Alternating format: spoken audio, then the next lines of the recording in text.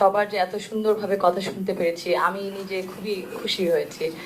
হয়তো বা পরে ওই সুযোগও থাকবে আপনাদের সাথে কাজ করতে আর কথা বলতেও।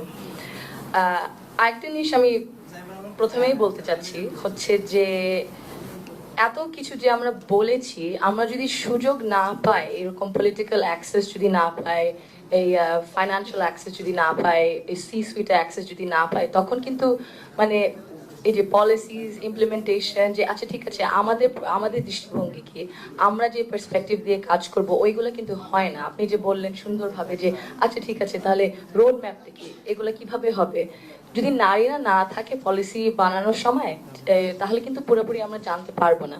এই জন্য পলিটিক্যাল পার্টিসিপেশন খুবই জরুরি, আই ডেফিনেটলি এগ্রি।